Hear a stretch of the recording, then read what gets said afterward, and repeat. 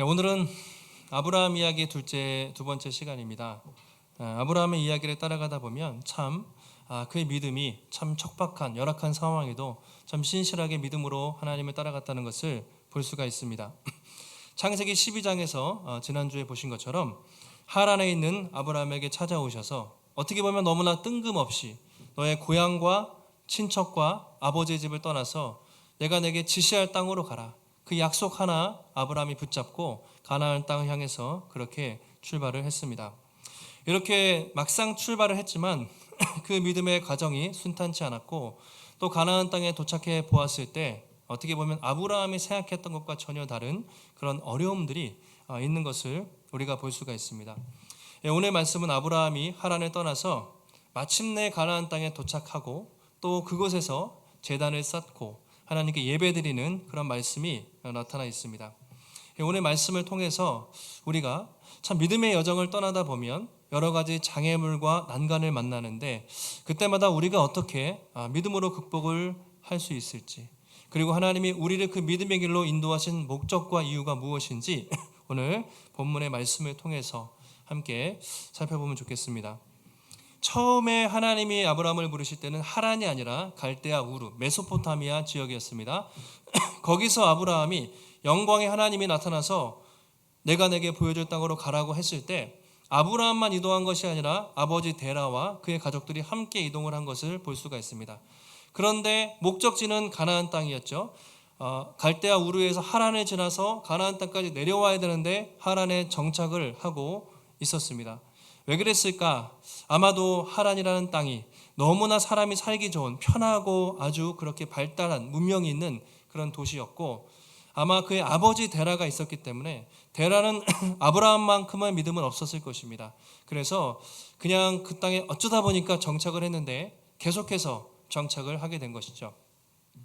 그래서 아버지 데라가 죽습니다. 아버지가 죽고 바로 그때 하나님이 아브라함에게 두 번째로 다시 나타나셔서 너는 너의 본토 친척 아버지 집을 떠나서 가나안 땅으로 가라고 말씀하시는 것이 창세기 12장의 1절의 말씀이죠. 그리고 그때 아브라함이 떠날 때 그의 나이가 75세였다라고 성경은 말하고 있습니다. 여러분, 아브라함이 떠날 때의 심정이 어땠을까? 아버지는 돌아가시고 이제 그래도 하란이 너무나 편한 땅이 됐어요. 거기서 많은 종들과 가축들과 이제 거기서의 부자 유지가 됐을 수도 있습니다. 그런데 다시 떠나야 되는 심정이 많이 아마 두려움이 분명히 있었을 것입니다. 겉으로는 그래도 순종을 하지만 마음속으로는 그 가나안 땅으로 가는 길이 도대체 무슨 일이 있을까? 또 그곳에 가면 어떤 일이 기다리고 있을까? 그것은 정말 아름다운 땅일까? 많은 이제 고민 중에 아브라함이 순종을 아마 했을 것 같습니다. 그러니까 하나님이 이렇게 앉아 있는, 어떻게 보면 목적지를 향해 가다가 정지해 있는 아브라함에게 말씀을 하신 것이죠. 우리도 여러분 신앙생활 하다 보면 우리가 늘 막 달려가지 못하잖아요. 우리도 사람이니까 저도 그렇고 하다 보면 중간에 멈춰서요. 또 중간에 장애물에 걸리면 또 흔들려요. 이런 일이 우리 삶에 많이 있을 때가 있죠. 근데 처음에는 잠깐만 쉬어야지. 하나님 제가 잠깐만 쉬겠습니다. 뭐 일주일 또는 한 달만. 어떤 분들은 뭐 제가 참 요즘에 바쁘고 힘들어서 교회 봉사를 조금만 쉴게요. 뭐 제가 어떤 분들은 좀 제가 온라인으로 예배를 좀 드리겠습니다. 또 어떤 분들은 제가 금요기도회 아니면 무슨 기도회 새벽 기도에 드리다가 요즘에 몸이 힘들어서 이래저래서 제가 조금만 쉴게요. 뭐 이런 얘기를 우리가 할 수가 있어요. 근데 문제는 그게 잠깐 쉬는 게 아니라 하다 보면 그 생활에 익숙해져서 이제 길어져요. 한 달, 두 달, 1년이 되고 신앙생활에 침체가 오고 또 영적으로 다운되는 그런 경우를 종종 볼 때가 있습니다. 그러니까 신앙생활에 위기가 찾아오는 것이죠. 그러면 이제 이런 생각이 들어요. 내가 뭐 그렇게 열심히 했지? 그냥 대충 적당히 신앙생활하면 되는데, 적당히 예수 믿고 그렇게 가면 되는데 하나님이 보이는 게 아니라 현실이 보입니다. 사람들이 보여요. 그러면 이제 우리는 자기 합리화하면서 이래저래 해서 내가 좀 쉬어야겠다. 그렇게 하다 보면 그 시간이 상당히 길어질 때가 있는 것이죠. 그때 하나님이 오늘 아브라함에게 찾아오신 것처럼 우리에게도 말씀을 하십니다. 왜 여기 멈춰서 있냐? 너의 목적지는 하란이 아니라 가나안 땅인데 왜 여기 멈춰서 있냐. 하나님이 다시 우리에게 찾아오셔서 쉼을 내게 하시고 격려하시면서 그 목적지를 향해 걸어갈 수 있도록 하나님이 말씀을 하시는 것이죠. 그래서 오늘 아브라함은 하란에 머물러 있다가 다시 하나님의 그 말씀을 듣고 가족들과 함께 하란 땅을 떠나고 있습니다. 그 내용을 5절에서 이렇게 묘사하고 있습니다. 우리 12장 5절 말씀 한 목소리로 읽겠습니다.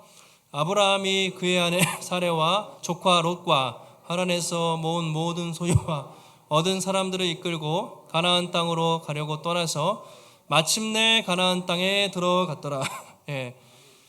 그의 아내, 당연히 조카 롯도 데려가고요. 하란에서 모은 모든 소유. 아마 원래도 아브라함의 집안이 좀 부자였던 것 같은데 하란에 머물면서 더 많이 모았던 것 같습니다.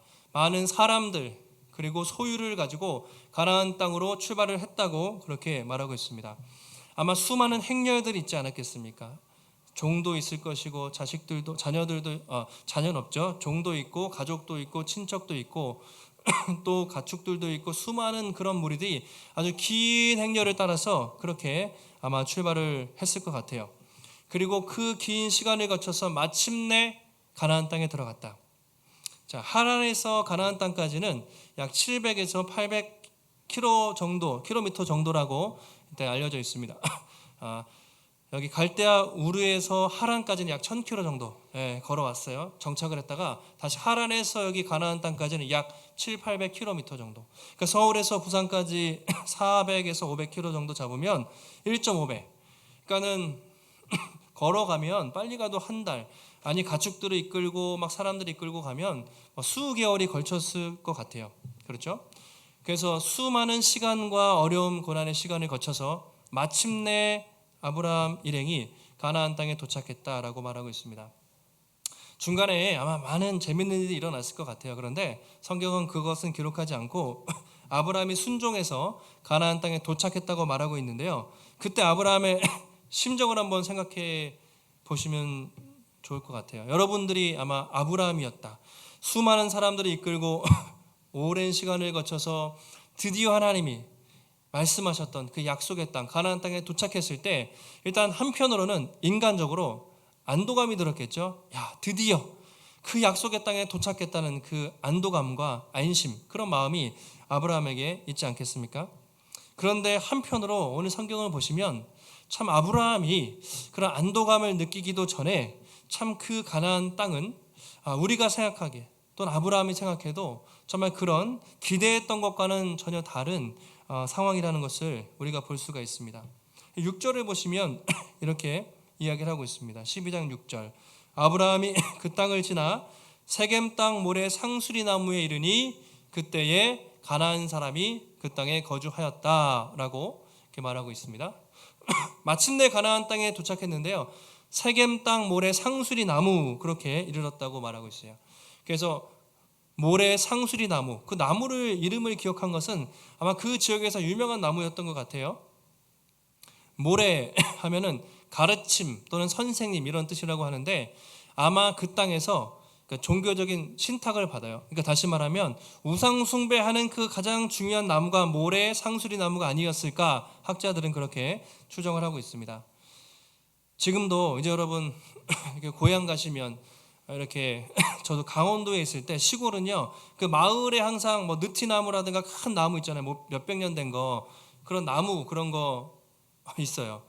혹시 변호사 이상한 변호사 우영우 보셨어요? 우영우 보시면 소덕동에 가면 그 팽나무가 있어요. 저 그거 못 보다가 우리 성도님들은 다 너무 믿음 충만하셔서 늘 말씀과 기도만 하셔서 그런 거 잘 안 보시는데 저도 안 보다가 얼마 전에 좀 몸이 안 좋을 때 몰아서 이제 좀 봤어요. 그런데 그 중요한 마을을 상징하는 소덕동의 팽나무 뭐 그런 나무가 있잖아요. 그냥 그건 나무가 아니라 그 지역의 상징입니다. 상징. 마찬가지로 세겜 땅에 모래 상수리 나무라는 엄청나게 크고 유명한 특별히 우상을 숭배하는 상징과 같은 나무가 아마 있었던 것 같습니다.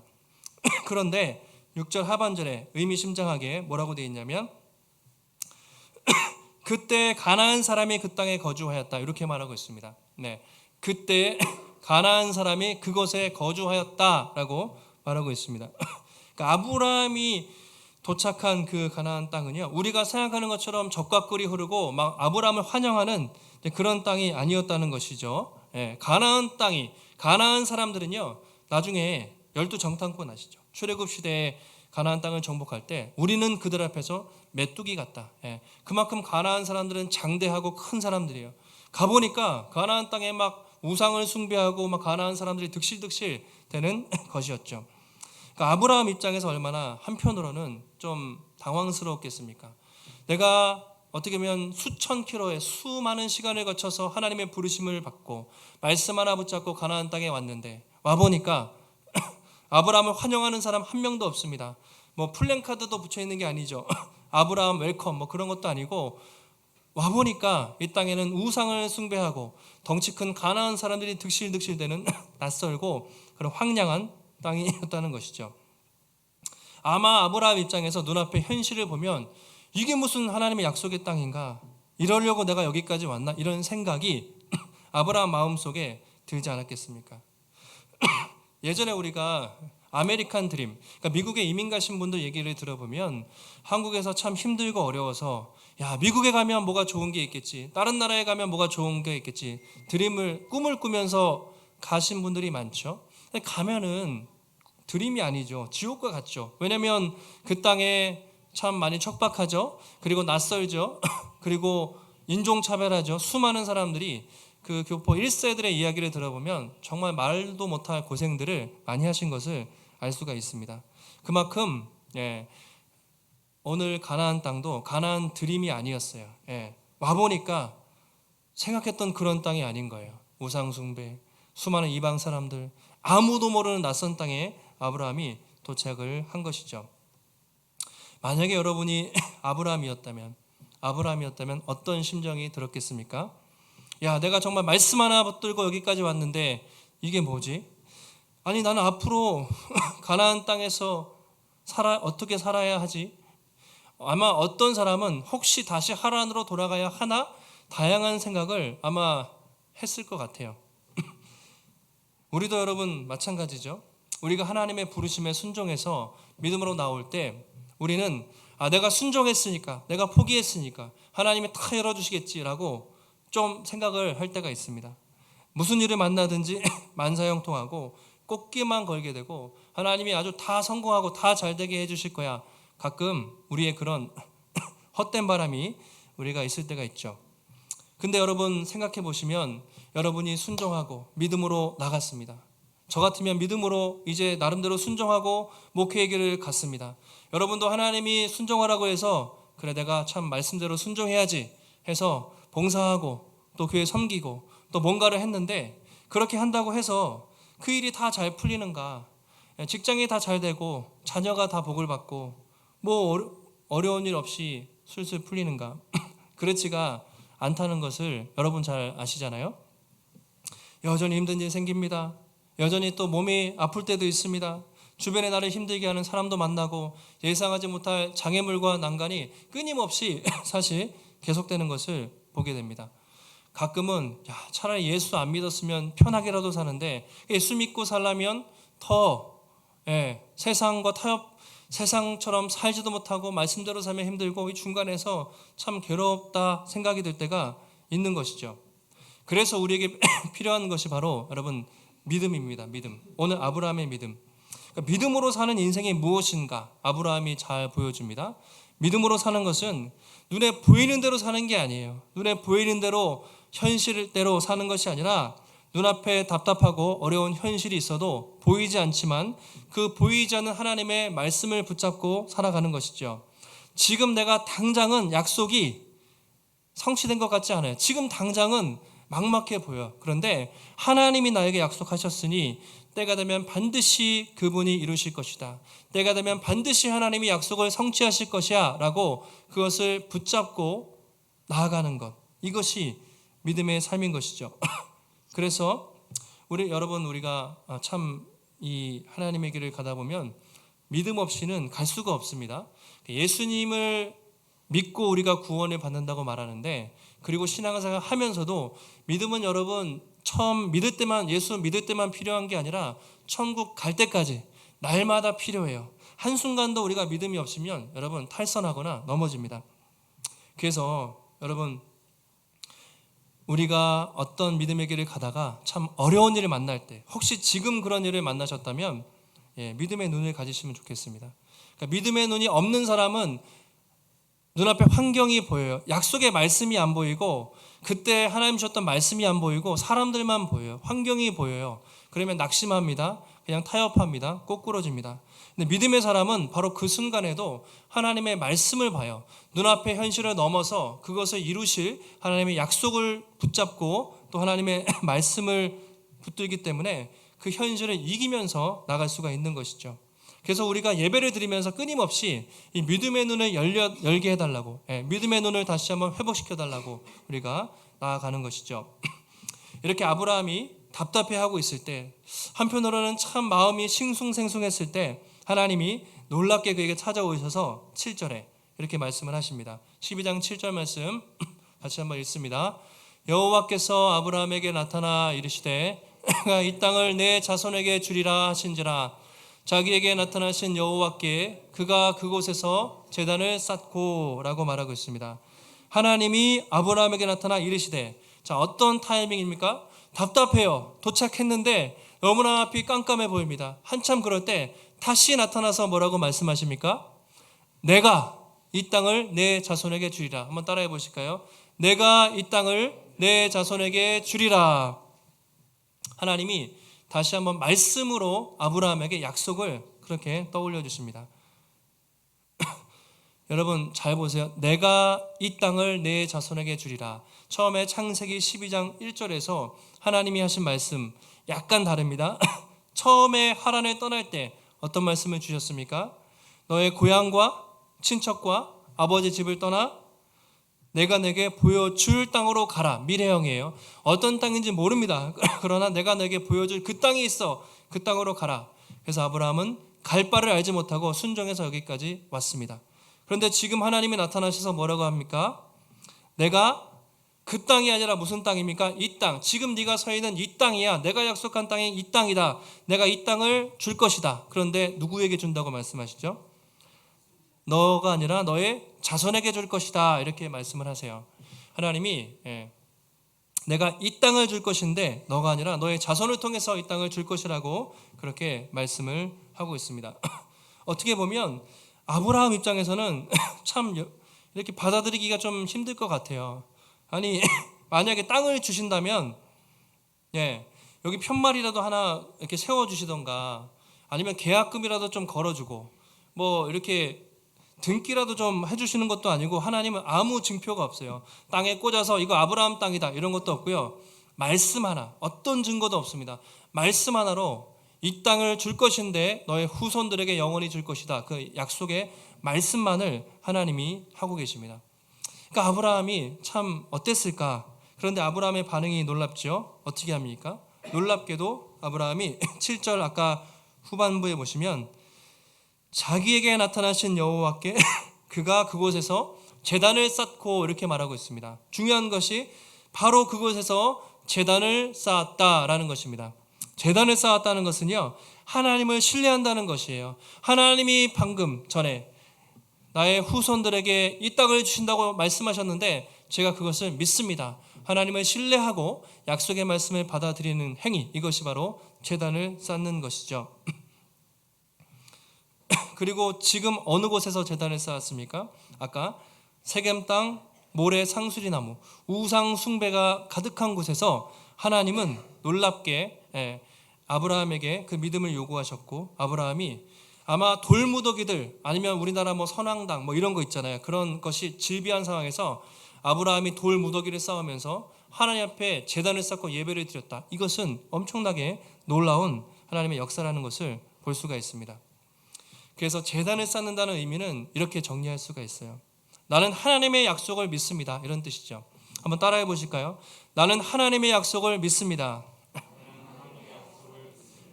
지금 눈앞의 현실은 땅 한 평 안 주셨잖아요. 그런데 하나님이 반드시 언젠가 때가 되면 약속하신 것을 이루실 줄 믿습니다. 나는 그 약속을 믿습니다라는 것이 제단을 쌓은 행위죠. 또 한 가지는 한번 따라해 보실까요? 이 땅은 하나님의 땅입니다. 예, 지금 이곳은 가나안 사람들이 지배하고 있죠. 우상 숭배가 가득한데 영적으로 선포하는 것이죠. 이 땅은 하나님의 땅이고 언젠가 하나님의 땅이 반드시 될 것입니다라고 영적으로 선포하고 있는 것이 바로 제단을 쌓는 행위였습니다. 그래서 아브라함이 이곳에서 제단을 쌓았다는 것은 너무나 중요한 의미를 가지고 있습니다. 그리고 실제로 여러분 이 약속이 어떻게 성취되었습니까?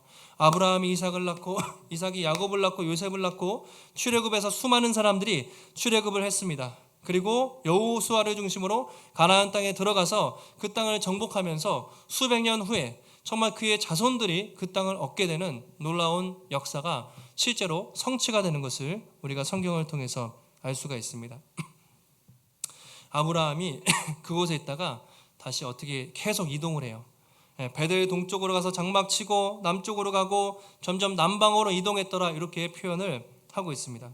한 곳에 정착을 못했어요. 그 말은 무엇입니까? 자기 땅이 없으니까 장막 치고 또 장막 풀고 이런 인생을 살았어요. 한편으로 아브라함이 내가 갈대아 우르에서 하란에서 거부였는데 내가 여기까지 와서 이 천막 치고 사는 이것을 해야 되나라는 서글픔이 아브라함 마음 깊숙한 곳에 있었을 수도 있습니다. 그런데 놀랍게도 뭐라고 표현되어 있습니까? 아까 7절에도 아브라함이 그곳에서 제단을 쌓고 라고 되어 있죠.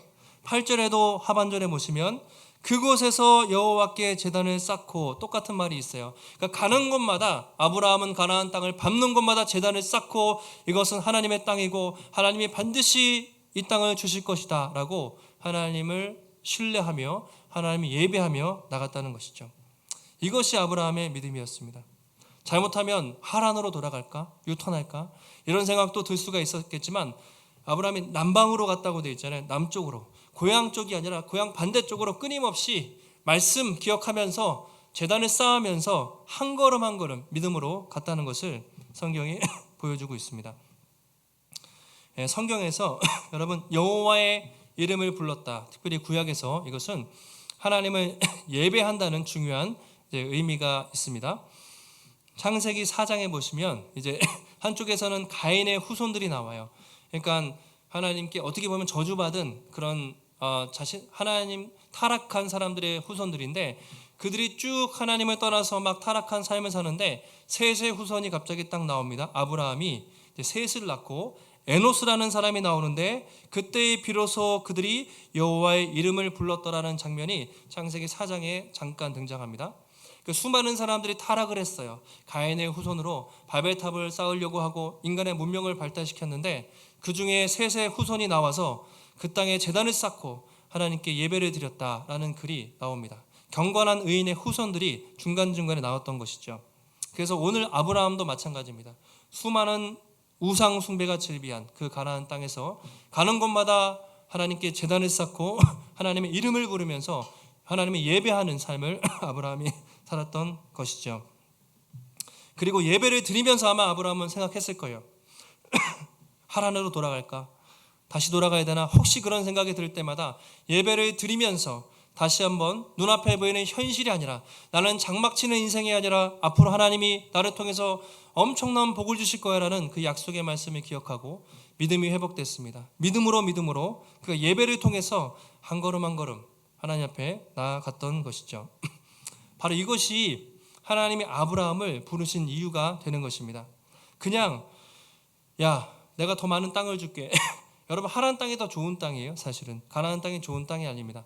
땅 받으려고 아브라함이 나온 것도 아니고 더 많은 후손을 줄게, 아니면 너의 명예를 높여줄게, 그것을 위해서 나온 것이 아니라 네가 가는 곳마다 나를 예배하고 네가 가는 곳마다 우상 숭배가 즐비한 곳에서 하나님의 이름이 선포되는 그 놀라운 사명을 위해서 너를 불렀다는 것을 오늘 성경이 말하고 있습니다.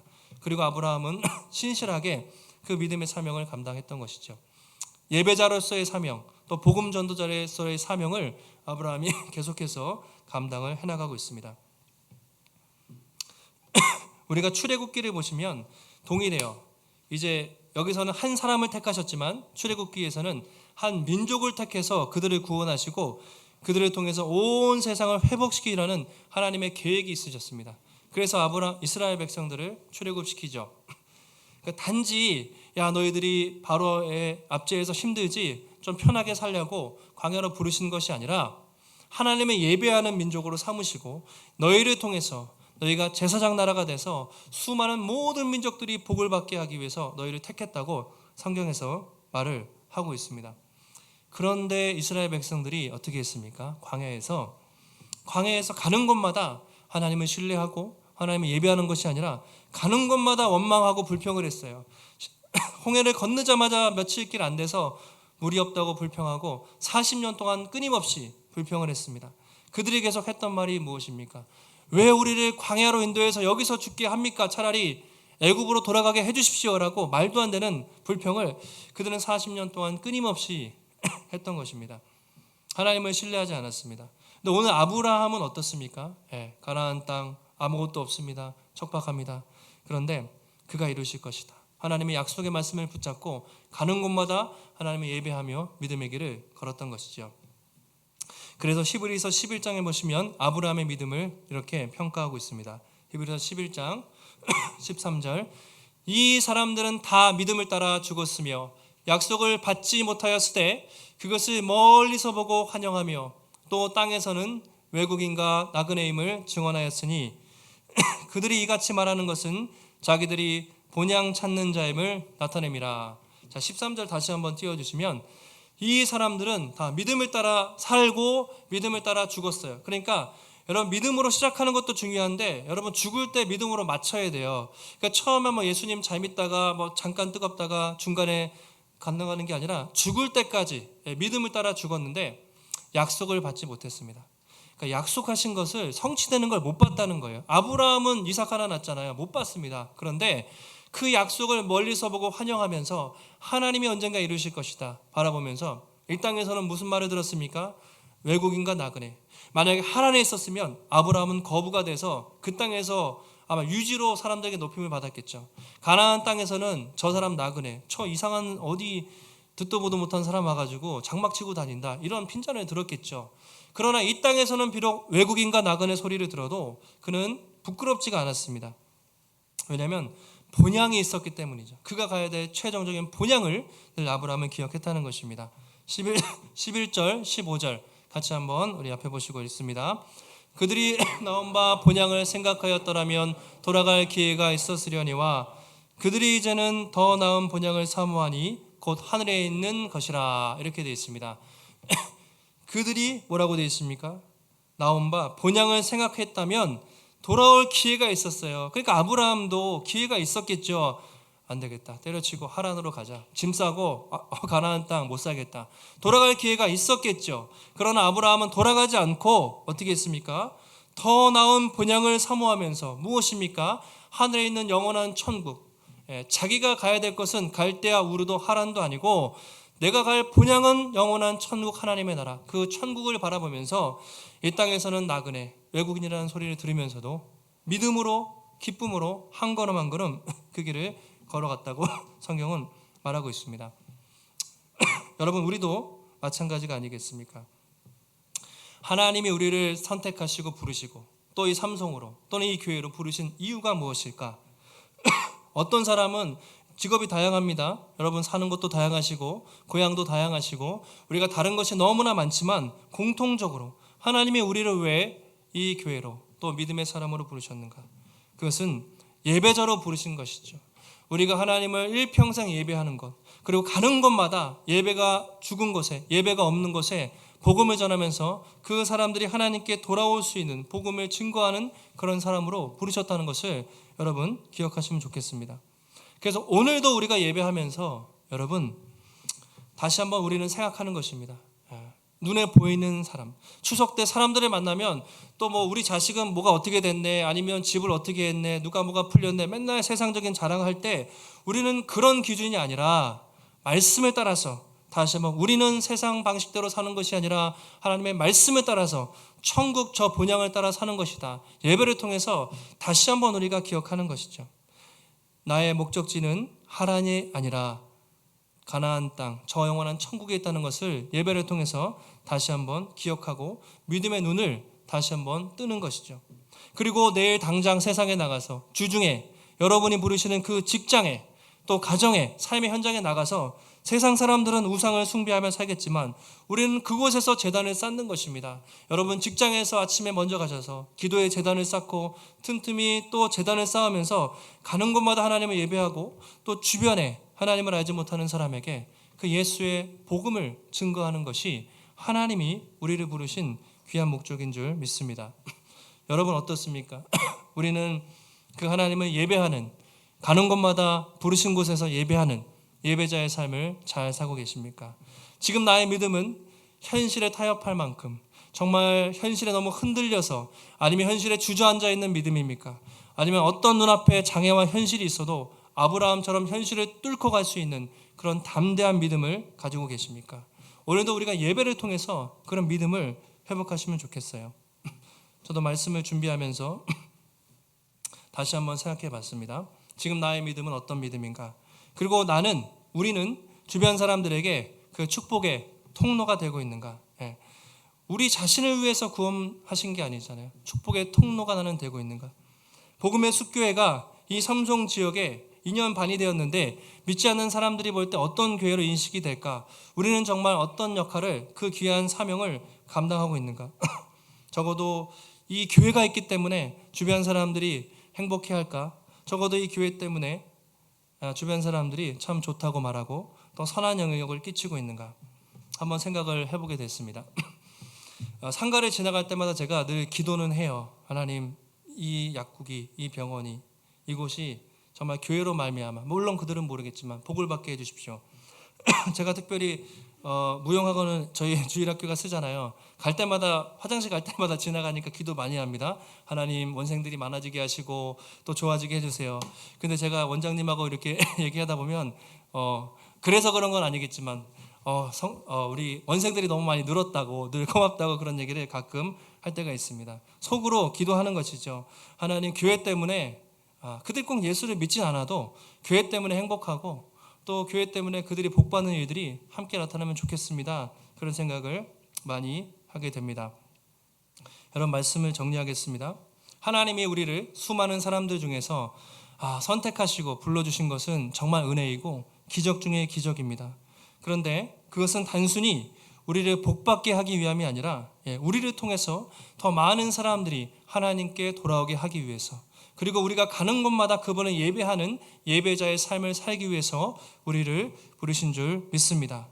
여러분, 우리가 믿음의 길을 걸어갈 때 수많은 아브라함과 같은 난관과 장애가 있어요. 앞으로도 있을 것입니다. 그러나 두려워할 필요가 없는 것이 하나님이 우리를 붙잡아 주시고 하나님은 약속한 것을 반드시 이루시고 행하시는 분이신 줄 믿고 아브라함이 믿음으로 순종했던 것처럼 오늘도 우리가 여러분 영원한 천국에 이르는 그날까지, 우리의 본향에 다다리는 그날까지 여러분 뒤돌아보지 마시고 세상에 한눈 팔지 마시고 하나님을 더 힘써 예배하고 또 믿음의 눈을 가지고 또 담대하게 주와 동행하며 믿음의 길을 또 걸어갈 수 있는 복된 성도님들이 되시기를 예수님의 이름으로 축복합니다. 하나님 감사합니다. 또 거룩한 주일을 우리에게 허락하여 주시고 오늘도 창세기 말씀 통해서 다시 한번 주님의 귀한 뜻을 또 깨닫게 하시니 감사를 드립니다.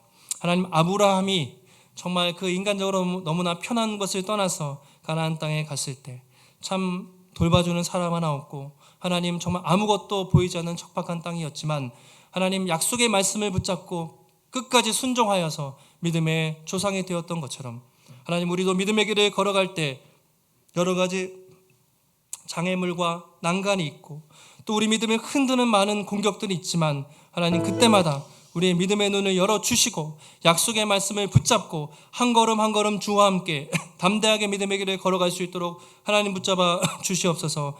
이 땅에서 나그네와 외국인처럼 살지라도 우리가 하나님 영원한 본향, 우리가 머물 곳은 이 땅이 아니라 영원한 천국이라는 것을 기억하며 하나님 영원한 본향을 바라보고 날마다 우리의 시선을 이 땅에 두지 않고 하나님께 두게 하시고 하나님, 내일부터 세상 살아갈 때 우리가 세상 방식이 아니라 믿음의 방식으로 하나님 살게 하시고 우리를 통하여서 또 많은 사람들이 주님께 돌아오며 우리를 통하여 많은 사람들이 복을 받는 축복의 통로로 쓰임받는 우리의 삶이 될 수 있도록 하나님 붙잡아 주시옵소서. 오늘도 주 앞에 나올 때 또 우리의 마음을 다해 귀한 예물 드린 모든 손길들을 하나님 축복하시고 하나님 귀한 예물이 주의 나라 위에 쓰임받게 하시되 날마다 우리 인생의 모든 것, 물질뿐만 아니라 내 삶의 모든 것이 하나님의 것임을 인정하고 믿음으로 아름답게 하나님 바라보며 또 저 본향에 이를 때까지 걸어갈 수 있도록 이번 한 주간도 믿음으로 승리하는 귀한 발걸음이 될 수 있도록 하나님 붙잡아 주시옵소서. 모든 말씀 거룩하신 예수님의 이름으로 기도하옵나이다. 아멘.